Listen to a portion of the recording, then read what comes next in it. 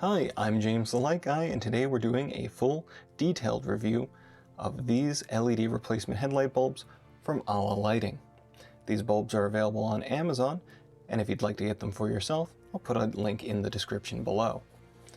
These bulbs are in the H13 9008 bulb type, and in the box we have a simple product manual, which gives us all of our bulb specifications. And worthy of note is this illustration here. In order to get the best beam pattern possible out of your housing, it is recommended to get both the chip faces to be horizontal with each other as opposed to vertically. Correct? Incorrect.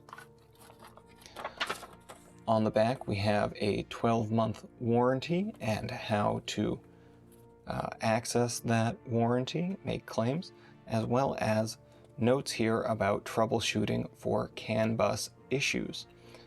So we can tell right off the bat there that these are not CAN bus rated if your vehicle has a light out warning, or as many Chrysler, Jeep, Dodge type vehicles have a very finicky IPDM. These may cause flickering without a decoder.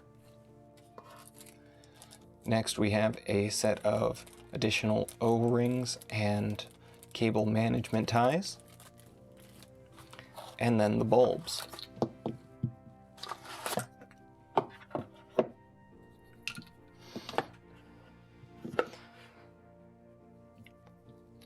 Starting at the electrical connector, we have a surprisingly rigid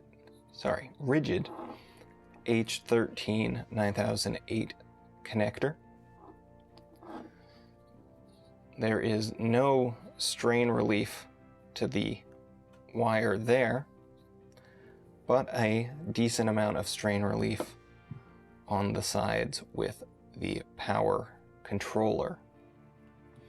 That LED driver does get significantly warm in this metal casing, so be aware of that when installing it.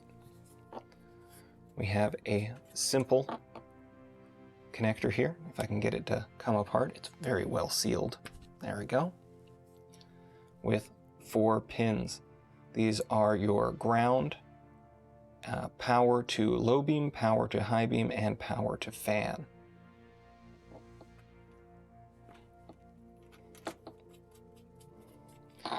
Moving up to the bulb base itself, we have no significant strain relief where the wire goes in to the extruded aluminum heatsink, or any shroud on the back of the cooling fan.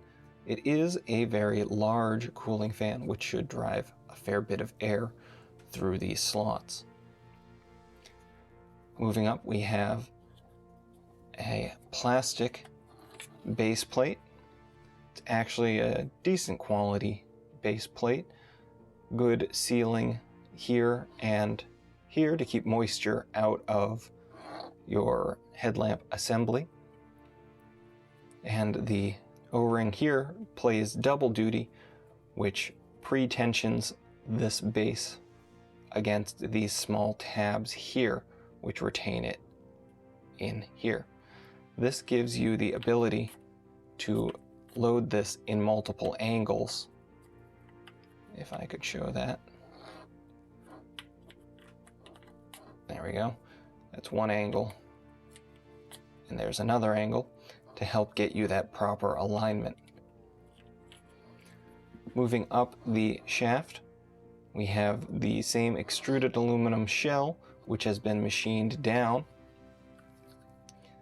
and the clamshell around the chipset is held in with a couple of small Phillips head screws. We have our low beam and high beam chipsets here. They are properly aligned with the factory bulb filaments, which should give you the best relatable beam pattern. It shouldn't change much from a factory OEM bulb. All right, let's grab our power supply, hook it up, and see how much current these things draw. All right, we have our power supply set to 14.4 operating voltage.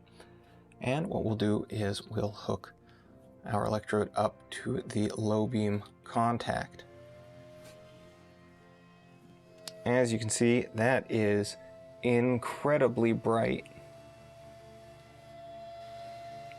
And the cooling fan is already whizzing away. If we block the light for a moment, you can see that we are drawing about 1.63 amps at 14.4 volts.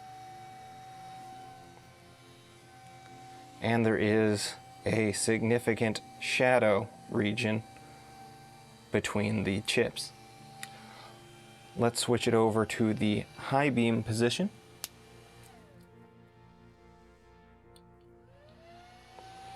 And once again, you can see we're drawing the same current, as these chipsets are identical.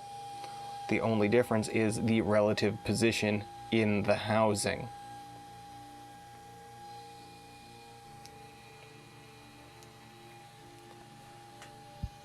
All right, let's get our light measuring box and take a few quick measurements. We're going to run this test the same as we always do. Our power supply will be set to 14.4 volts, and our light meter will be set to the times 10 function here. We will start with the shadow portion facing the sensor, and then rotate it until the chipset is at its brightest, giving us our full spread.